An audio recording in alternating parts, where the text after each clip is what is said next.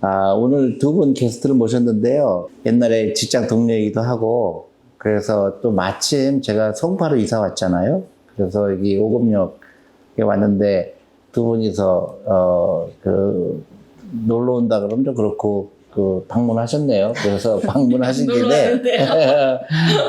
김에, 어떤 일 하고 있는지 TV나 이런 프로그램에서도 같이 왼쪽에 혜원 씨하고 같이 출연했었고요. 그래서 아마 많은 분들이 알고 계실 텐데, 최근은 아니죠. 창업한 지, 두 분이 창업한 지 얼마큼 됐죠? 벌써 2년 반이 됐어요? 네. 그렇구나. 내가 메리츠 나온 지가 3년이 됐으니까. 세월이 너무. 지금 웃으면서 얘기하는데, 참, 3년이. 처참했지. 네. 진짜. 너무 억울했고. 근데 이제 다 모든 거를 뒤로 하는 거죠. 저희 다 창업을 했네요. 네. 그렇죠. 근데 나는 이제 더 이상 돈을 매니지하는 건 안 하지. 근데 혜원 씨는 백그라운드가 금융이 아니었잖아요. 그쵸. 이제 제 인생 전체 커리어에서 그래도 반 정도가 되어 가고 있는 것 같아요. 금융업계에 온 지가. 근데 어때요? 보니까 오기 잘했다 아니면 후회스럽다. 2년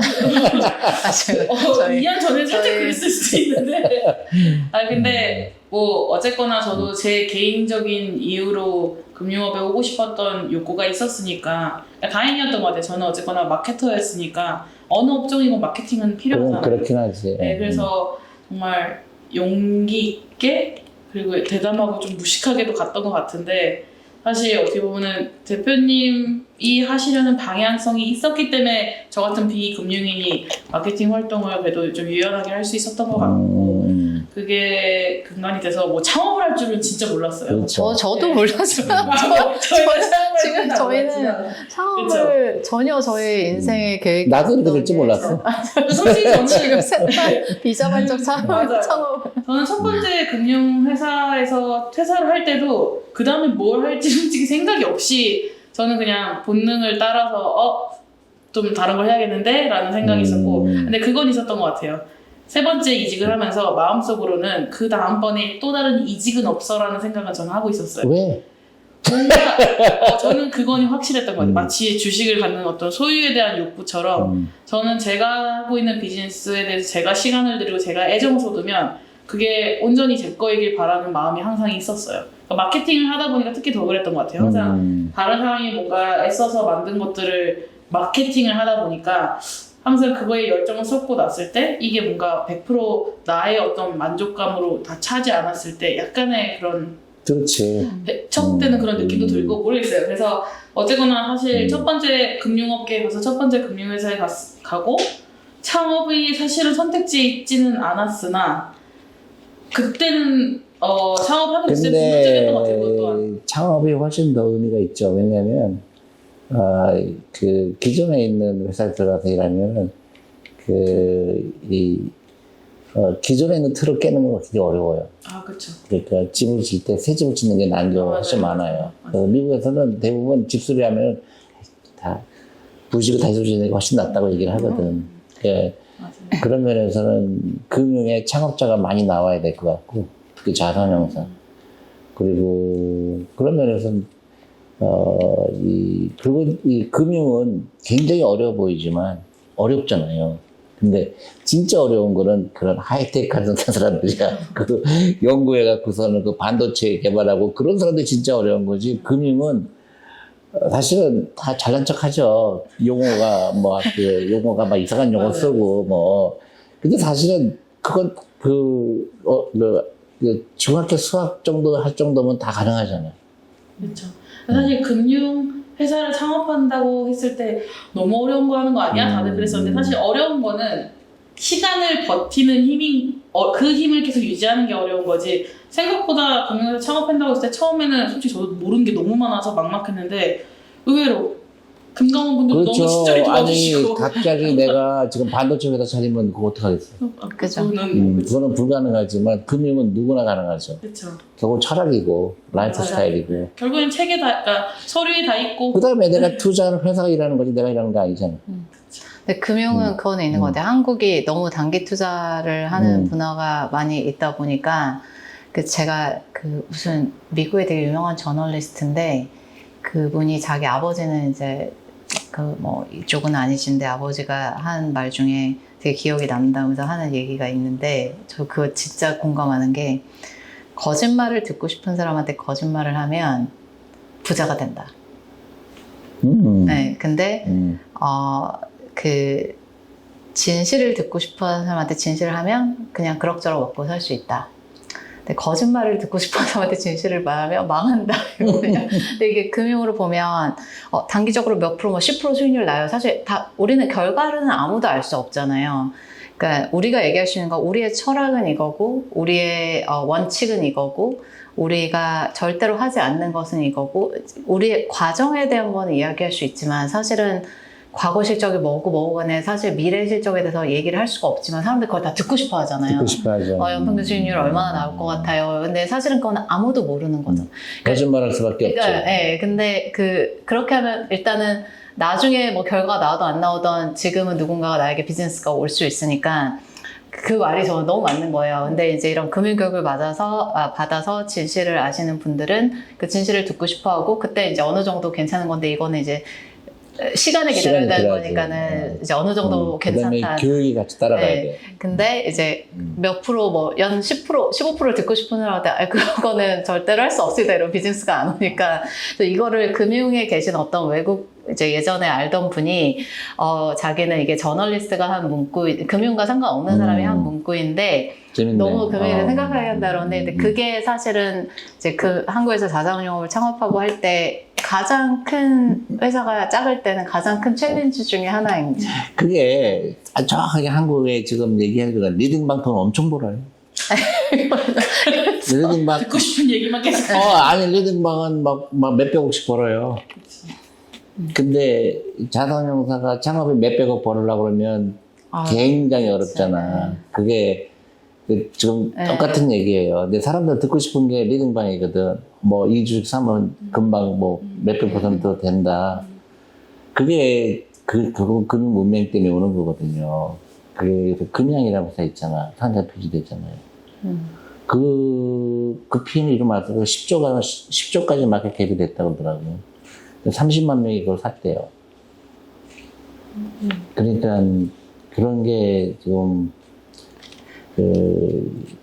한국 금융은 얘기해 주는 거지. 그래서 저희 회사 창업하면서도 이렇게 원칙, 철학 이런 거를 처음에 정립하는 거를 되게 중요하게 생각을 했고 그래서 금융업의 마케터는 마케터라면 그러니까 다른 산업에 일하는 마케터도 꼭 이 김혜연님처럼 금융에 도전해 보시면 좋은 게 본인의 삶에도 어쨌든 금융을 배우는 건 되게 좋고 두 번째로는 규제 산업에서 제약이 많은 산업에서 그래도 널리 좋은 영향을 미치게 하기 위해서 기노업으로 어떻게 임팩트 있는 마케팅을 할 수 있을까에 대해서 저는 되게 치열하게 고민해보는 것도 커리어적으로도 되게 좋은 일이라고 생각을 해서 이제 우리 김혜연님이 되게 좋은 예시를 지금 만들어가고 계시죠. 그래서 부자학교에서도 스페셜 강연으로 와서 그 미국의 흑인들의 캐피탈리즘을 했는데 막 힙합 노래 틀면서 해주시고 하거든요.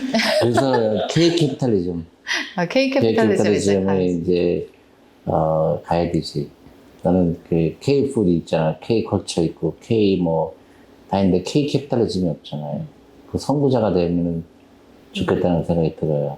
그래도 이 회사 이름도 K 프리덤이라며. 맞아. 저도 처음에 그때 코로나 끝난 지 얼마 안 돼서 마스크로 오해받을까 봐 걱정을 잠깐 했었는데 맞아. KF라 그러니까 근데 뭐 결국에는 저희가 막 이름 후보도 여러 가지 얘기하다가 결국에는 그냥 철학을 제일 직관적으로 담는 이름으로 하자. K 프리덤. 그래서 되게 이거는 그냥 저만의 관찰인데 이렇게 뭔가 그 자산운용사들의 이름들이 보면은 뭐 너무 많으니까 다양한 이름이 있을 수 있지만 자산운용사 이름에 그 뭔가 우리는 성과를 잘 낼 거야라는 함축적인 의미보다는 우리는 그러니까 고객의 이해를 최우선으로 도우라는 함축적 의미가 담긴 그 운용사 이름이 있으면 되게 그렇지. 멋지다라는 생각도 했던 것 같아요. Financial freedom. 네.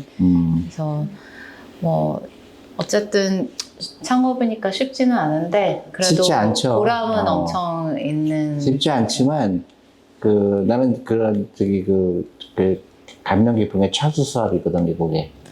찰스 스왑이라는 회사가 처음에 나올 때 그 찰스 스왑을 죽이려고 엄청나게 기존의 세력들이 있었어요. 메릴 린치라든가.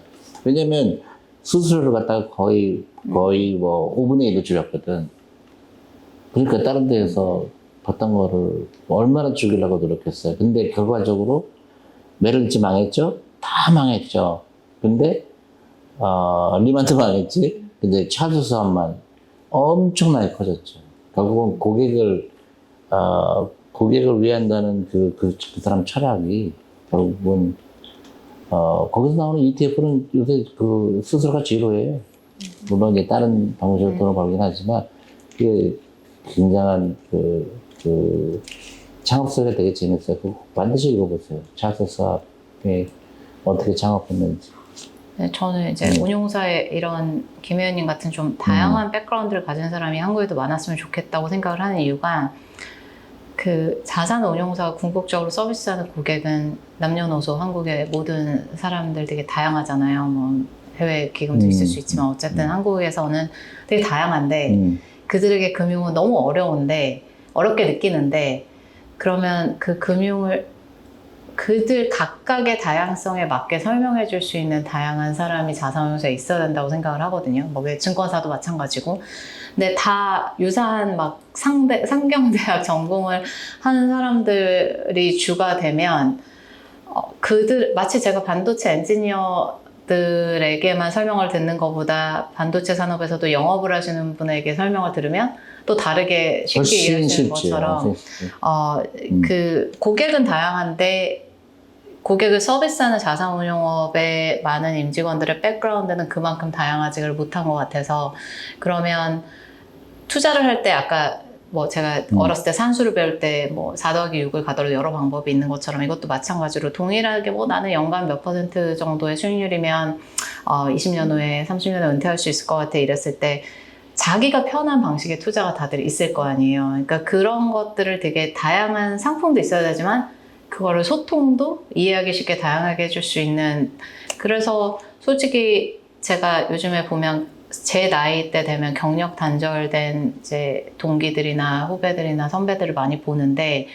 100세 인생에 저는 금융업은 그분들 뭐 아까 시험의 단점도 있는데 시험의 장점은 열심히 공부해서 붙으면 또 그 일을 할 수 있는 거니까. 근데 너무 좁아 붙으니까 처음부터 너무 그 엔트리 레벨을 높을 때 아직은 낮아야 되거든. 근데 저는 오히려 그런 분들도 금융에 안 일해봤어도 금융업에 대한 진출을 해보시면 되게 좋을 것 같아요. 아주 중요한 포인트예요. 그러니까 지금 특히 한국은 은퇴한 사람들이 굉장히 많잖아. 할 일이 없잖아요. 내 친구들 보면 은퇴한 친구들 다 어디 가는지 아세요? 골프장. 당구장에 가요. 당구장. 이제 한국에 당구장 가면 엄청나게 은퇴한 사람들이 많아. 그 사람들이 갈 데가 없어. 근데 그 사람들 굉장히 그들 은행에서 일하는 사람, 증권에서 일하는 그 사람들이 이런 걸 금융업을 같이 일하면 되거든요. 그러니까 내가 있을 때도 그 펀드 매니저가 그 윌리 홀서 존경하는 펀드 매니저인데 한번 뵀어. 책에도 여러 번 썼는데 그 사람은 일반 사람이 못 알아들어요, 말을. 저쪽 4차원이야. 그래서 이게 무슨 일인가 하는 거를 근데 한 가지 아는 거는 그 사람이 실력이 있다는 거하고 그다음에 굉장히 진실되다는 거예요.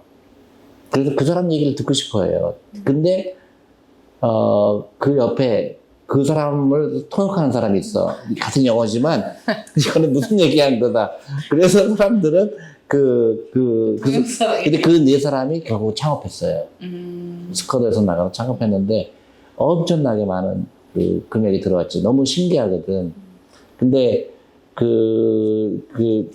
마케팅 하는 사람들은, 그 당시도 마케팅 하던 사람들은, 이 금융 전문가가 아닌 사람들이 많았어요. 그리고, 예를 들어서, 한 70 먹은 노인이 마케팅을 하는데, 50년 동안 마케팅 한 거예요. 근데, 사장보다 월급이 훨씬 많아. 평생 고객들 다, 라이프타임 고객들이고, 이제 한국도 그런 시대가 왔으면 좋겠어. 그래서 이 고객들하고 친구가 되는 거야. 같이 여행도 같이 가고 놀러도 같이 가고 또 트러스트가 생긴 거예요. 그런 문화가 한국은 아직 없잖아요. 왜냐면 계속 바뀌고. 근데 지점도 돌고 이제 그런 게 안 좋은 거거든요. 고객을 한 번 고객이 되면 20년, 30년 고객이 돼야 돼. 그리고 그 자녀들까지도 또 취직도 그 컨설팅 해주고 그런 그 유태인들 잘하는 것 같아. 결국은 유태인. 내가 있을 때는 스카트 있을 때는 미국에서 그 여성들 펀드 매니저를 기르려고 그 여성들의 그 금융업 진출이 너무 낮으니까 그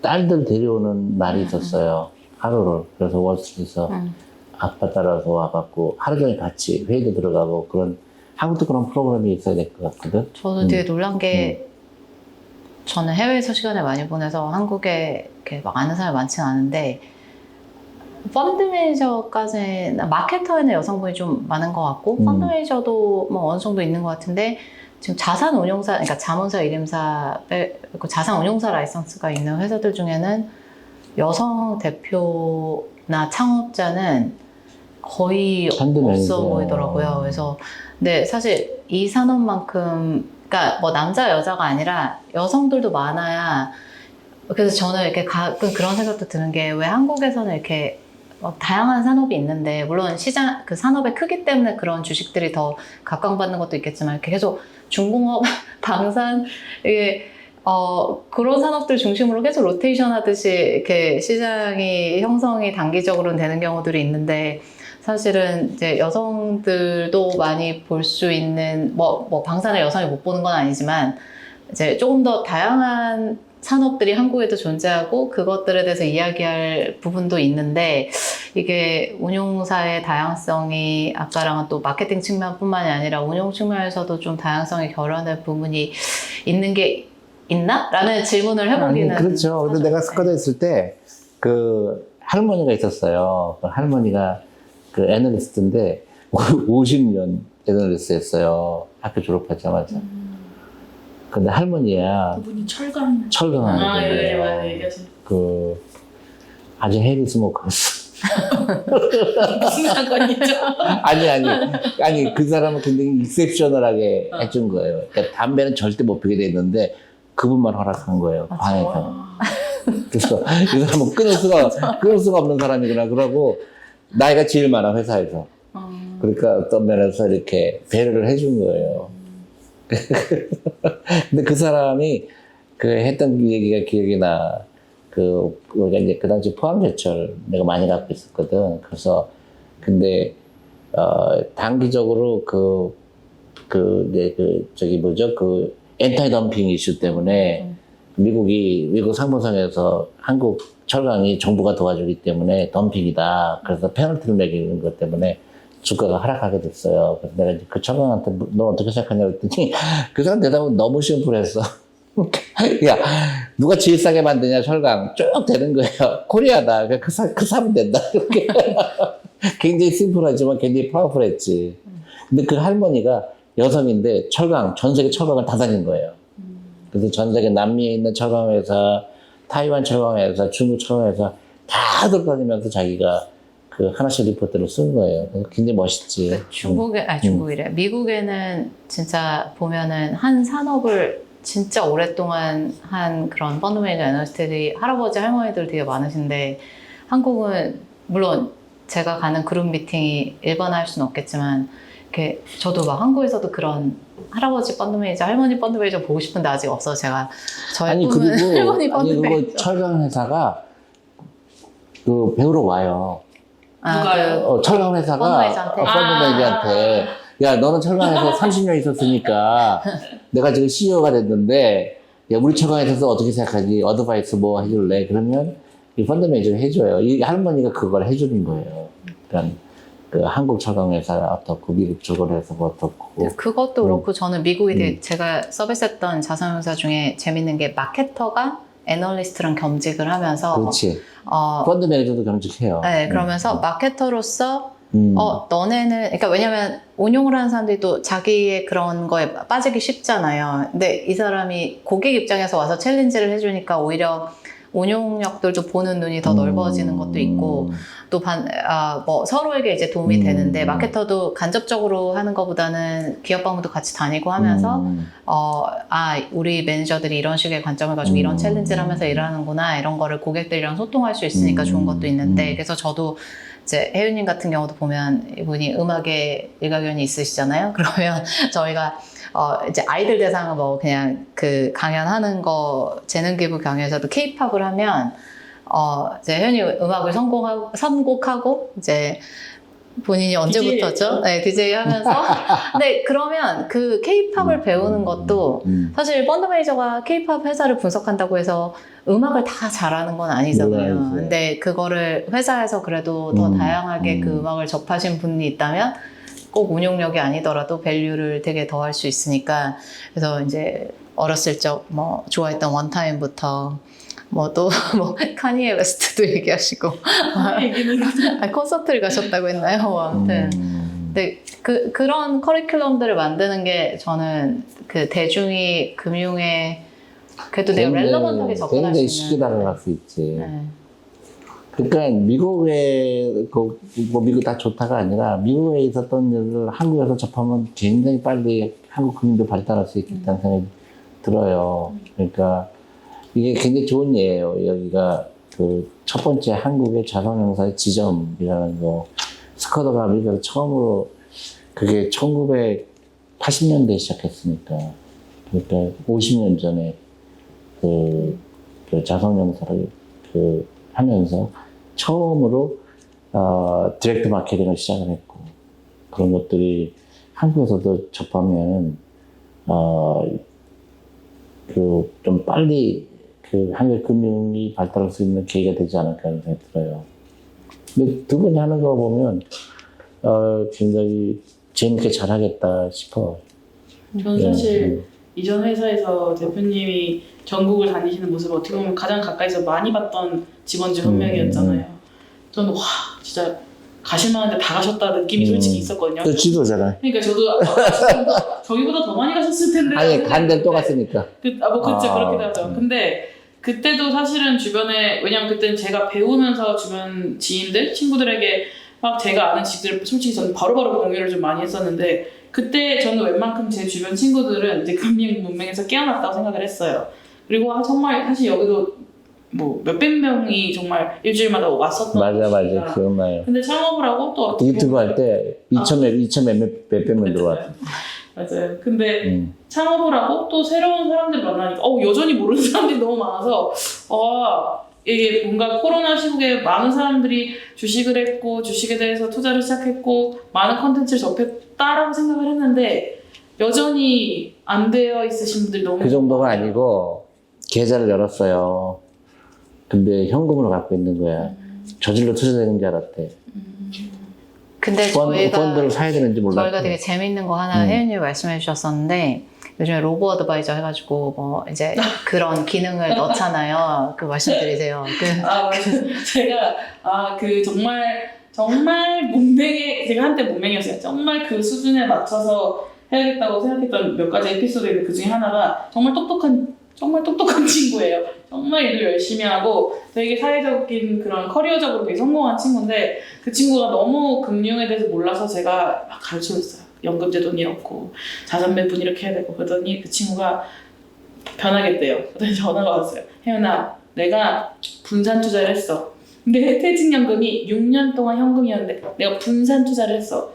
너무 축하한다 하고 전화를 끄더니 약간 쎄한 거예요. 그래서 제가 친구야 너 혹시 나랑 커피 마실래? 만날래? 퇴근하고는 미안한데 너 혹시 고른 펀드 나 보여줄 수 있어? 6개를 골랐어요. 다 다른 증권 회사예요. 이름도 다 달라요. 그 펀드 이제 내부를 까봤어요 제가. 4개가 탑10이 거의 비슷한 거예요. 그러니까 포장지만 다른 걸 골라서 그렇지. 그러니까 분산 투자가 그래서 제가 여러 개 사면 분산 투자인 거지. 맞아요. 그래서 제가 그때 딱 물어봤어요. 친구야 너 혹시 펀드가 뭔지 정확히 아니?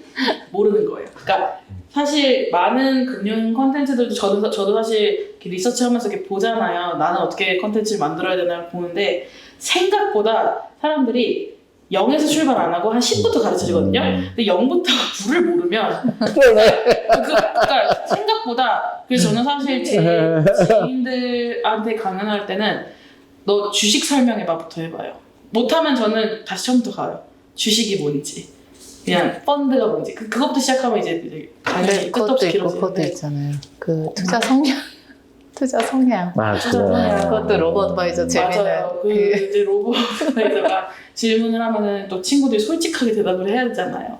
난 경험이 없다. 와나 그럼 이제 쫙 채권만 이제 20대인데 다 채권을 넘어서 버려요. 제가 약간 아, 그거는 진짜 돌아가시니 말 그건 이러면서 진짜 바꿔야 되겠더라. 그리고 나도 그분 보면은 너 공격적이냐. 그게- 나 그걸 어떻게 알아? 나 공격적인지. 근데 그게- 근데 성격이 공격적이 아닌데. 저는 사실 공격이란 워딩도 괜찮은 것 같아요. 그래? 위험이란 단어가 그러니까 친구들이 제가 얘들아 너희들은 아, 위험을 즐기는 편이냐, 즐기지 않는 그렇죠. 편이냐. 그럼 너무나 위험해 보이잖아요. 그렇지, 이게. 그렇지. 그래서 제가 이거는 진짜 언젠가는 이 금융 아니, 더 웃기는 게 경험이 많으냐. 예, 예. 경험이 없다. 그러면 또 채권으로 가야 되잖아. 맞아요. 근데 나이가 어릴수록 경험이 없죠. 나이가 어릴수록 주식이 많아야 되잖아. 그러면 10살짜리 애는 걔는 평생 주식을 못 사는 거 아니야. 그러니까 저는 약간 위험이 높음보다는 그냥 변동성이 높음 뭐 약간 이런 식으로 워딩을 아니, 그건 바꿔야지. 물어볼 필요가 없다는 얘기지. 그걸 왜 물어봐. 그냥 그래서 교육해서 나이가 어리면 어릴수록 주식 비중이 높아야 된다. 그렇게 설명하면은 제가 알아서 하지. 그거를 왜, 그게 나는 계속 우리가, 정해주는 게. 그게 학원 교육인 것 같아. 많은 저는 사실 뭐 대표님이 부자학교에서 뭐 저희가 K-프리덤에서 금융교육하는 거 저희뿐만 아니라 많은 금융업계에 계신 분들이 사실은 참여를 해주셔야 되는데 생각보다 많이 기초부터 사실은 해드려야 될 성인들도 너무 많다. 그리고 또 하나는 이 금융회사가 돈을 버는 거는 그 탑 10%에서 모든 레비뉴가 나오거든. 나머지 90%는 회사에 큰 영향을 못 끼쳐요. 일단 대부분 회사들이 10%의 고객들만 관심이 있거든. 그래서 부자들 모아놓고. 근데 나도 그렇고 우리 메리츠에 있을 때도 그랬고 90% 사람들이 진짜로 도움이 필요한 사람들이기도 하고 그 사람들이 대부분 금융 문맹이거든. 그러니까 그 밭은 굉장히 넓은 거예요. 그렇죠. 근데 한국은 이제 요즘에 느끼는 게 기본적인 자산 배분이나 이런 거에 대해서 사실은 소위 그 고액 자산가 이런 분들도 대부분이 이제 과거에 뭐 요즘에 좀 신흥 고액 자산가도 계시지만 예전에 뭐 제조업을 오래 하셨거나 이런 분들은 너무 열심히 일하시느라고 바빠서 사실은 어떻게 보면 되게 심플한 이 자산 배분에 대해서도 이렇게 잘 안 돼 있는 경우들이 그리고 많아가지고 이제 대부분 예. 이제 공장을 줬는데 그 공장값이 올라가고 땅값이 올라가니까 이제 그런 그 고정관념이 생겼죠. 결국은 땅이더라. 다른 식의 이제 그 새로운 자산, 에셋 클래스에 대한 그게 교육이 전혀 안 돼 있으니까 사실은 그게 굉장히 중요한 이슈가 되죠. 앞으로 부동산이 내가 볼 때 좋지 않을 것 같은데.